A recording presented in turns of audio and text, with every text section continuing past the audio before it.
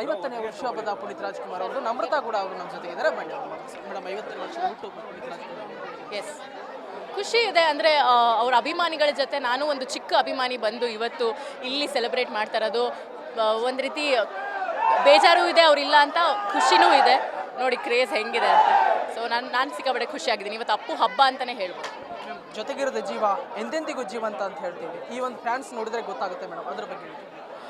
ಅಂದರೆ ನನ್ನ ಡಿಫಿಕಲ್ಟ್ ಟೈಮ್ಸಲ್ಲಿ ನನಗೆ ಇನ್ಸ್ಪೈರ್ ಮಾಡಿದ್ದು ಒಬ್ಬ ವ್ಯಕ್ತಿ ಅಷ್ಟೇ, ದಟ್ ಈಸ್ ಪುನೀತ್ ಸರ್. ಅಂದರೆ ಎಲ್ಲರೂ ನಾನು ಹೇಳ್ಕೊಳಕ್ಕಾಗಲ್ಲ, ಶೇರ್ ಮಾಡ್ಕೊಳಕ್ಕಾಗಲ್ಲ. ನಾನು ಕುಗ್ಗಿದಾಗ ಇನ್ಸ್ಪೈರ್ ಮಾಡಿದ್ದು ಈ ಪರ್ಸನ್.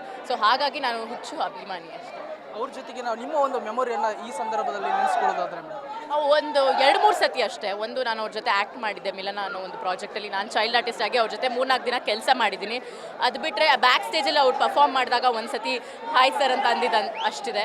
ಆಮೇಲೆ ಇನ್ನೊಂದು ಸತಿ ಯಾವುದೋ ಕಬಡ್ಡಿ ಟೂರ್ನಮೆಂಟಲ್ಲಿ sir can I hug you ಅಂತ ಕೇಳಿದೆ. Yes please you can hug me ಅಂತ ಅಂದಿದ್ರು. ಇಷ್ಟೇ ಒಂದು 3 ಬ್ರೀಫ್ ಮೆಮರೀಸ್ ಅಷ್ಟೇ ನನಗಿರೋದು. ಅವ್ರು ಇಲ್ಲದೆ ಇರುವಂಥ ಈ ಸಮಯದಲ್ಲಿ ಯಾವ ರೀತಿ ವಿಶ್ ಮಾಡ್ತೀರಾ ಅಂತ ಹೇಳಿ?